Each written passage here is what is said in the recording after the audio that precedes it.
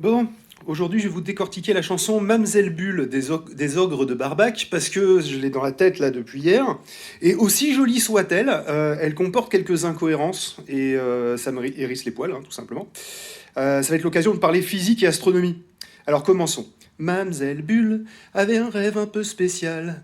Pour une bulle, quitter la Terre, c'est peu banal. Alors oui, je confirme, c'est peu banal, c'est même impossible, et je vais vous prouver en suivant le cours de la chanson. Mais on va déjà partir du principe que c'est une bulle de savon remplie d'air. Donc, il n'y a pas de souci, une bulle de savon remplie d'air, là, comme ça. On a la même pression à l'intérieur qu'à l'extérieur. Du coup, ça veut dire que c'est aussi la même densité, hein, à l'intérieur qu'à l'extérieur quand on démarre. Si c'est la même densité, du coup, forcément, il n'y a rien qui peut faire en sorte qu'elle s'élève. C'est pas possible, il n'y a pas de poussée d'Archimède. Donc, du coup, logiquement, ce qui va se passer à ce moment-là, c'est que la bulle de savon, vu qu'il y a quand même la pellicule de savon, et bah, du coup, elle va tomber tout doucement. Voilà. Donc, déjà, pour quitter la Terre, c'est mal barré. Mais heureusement, il y a le couplet suivant qui donne un semblant d'explication pour cette prise d'altitude. À l'envol d'un ballon, Bulle s'est accrochée. Championne de l'aviation, Bulle commence à s'élever. Ok, donc, du coup, on commence l'ascension, on a un ballon. Très bien. Vous allez voir que ça va être ensuite particulier. Au-dessus des arbres, un alpiniste anglais, hello, lui indique le haut de la montagne. Mademoiselle n'est pas rassurée. Donc voilà, le haut de la montagne, hop, voilà.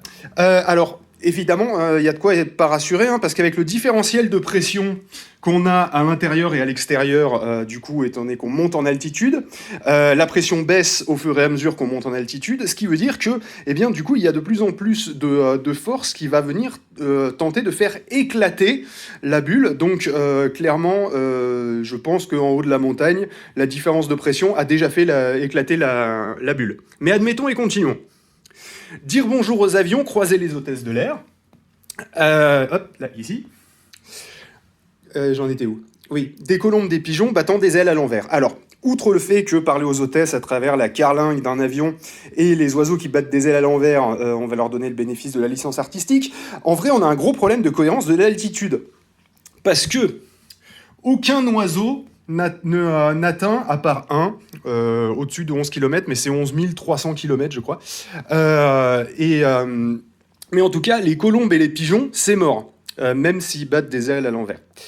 Mamzelle Bulle traverse les nuages, enfile un pull, il fait froid au-dessus des orages. Là encore, on va ignorer qu'un pull sur une bulle de savon, bon voilà. Mais surtout, on manque de logique. Parce que dans le passage précédent, on disait qu'on était au-dessus des nuages. Pourquoi? Parce qu'on était au niveau des avions. Et les nuages les plus hauts, c'est les cirrus, et ils sont à peu près 10-11 km d'altitude. Donc sous les avions. Donc elle ne peut pas traverser les nuages à ce moment-là. Ensuite, Mamzelle Bulle tourne la tête en arrière, elle aperçoit un point qui ressemble à la Terre. Donc là aussi, la différence de pression entre l'intérieur de la bulle et le vide spatial fait que c'est impossible qu'elle n'ait pas éclaté. Mais notez bien qu'elle voit un point. Donc ça veut dire qu'elle est probablement à plusieurs centaines de milliers de kilomètres de la Terre. Ensuite, il continue, faut faire vite, une bulle, ça peut éclater. Oui, non, mais bon, là, ça fait un moment qu'elle a éclaté. En vrai, les loups, vous êtes mignons. Elle croise Spoutnik le satellite qui lui a tout expliqué. Alors, Spoutnik le satellite, hein, qu'on voit ici, c'est compliqué de... Voilà. Le truc, c'est qu'il est à 577 km de la Terre. Vu de là, la Terre, elle est loin d'être un point. Parce qu'on est à peu près à l'altitude de la Station Spatiale Internationale, et de là, on voit très bien la Terre quand même, elle est relativement proche. Mamzelle Bulle n'est pas très noctambule, n'a pas prévu dans son pactage qu'il ferait noir dans les nuages. Alors, on a déjà dit que les nuages, c'est fini depuis très longtemps. Là, on est dans l'espace, il n'y a pas de nuages. Au ciel étoilé, Bulle s'est accroché, et c'est dans la Voie lactée que Mamzelle décide d'habiter. Alors, c'est dommage, parce que dans ce cas-là, il n'y avait même pas besoin de partir de la Terre, vu que la Terre est dans la Voie lactée. Hein, voilà, hop, on a la Voie lactée, là, on a la Terre, tout va bien. Mais bon, admettons. Ainsi dans le ciel depuis des millions d'années, Madame la Terre observe cette bulle illuminée chaque soir quand la nuit vient à tomber. Mademoiselle Bulle sur nous veille jusqu'à ce que le soleil l'interpelle. Alors du coup, oui, là en fait c'est l'histoire de la formation de la Lune depuis le début. C'est ce qu'on appelle une cosmogonie, si vous voulez vous la péter en soirée. Mais du coup, pour info, ça fait des milliards d'années que la Lune existe, hein, et pas des millions. Hein. La théorie c'est qu'il y ait une autre planète de la taille de Mars nommée Theia qui est venue percuter la Terre et qui a éjecté des débris qui se sont agglomérés pour former la Lune. Mais je voudrais revenir un instant sur le fait qu'elle s'est installée dans la Voie lactée. Alors peut-être qu'on pourrait se dire que vu de la Terre, la Lune est située dans la bande d'étoiles lumineuses qu'on appelle la Voie lactée.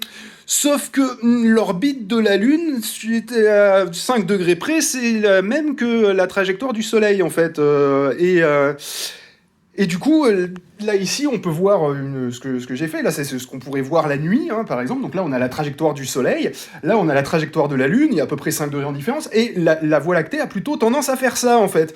Donc, du coup, il n'y a aucun lien. En tout cas, la Lune n'est pas fixe par rapport à la Voie lactée. Voilà, bref, rien ne marche. En conclusion, très jolie chanson, mais zéro pointé en physique et en astronomie. Voilà, c'est tout pour moi. N'hésitez pas à me demander de vous ruiner d'autres chansons incohérentes.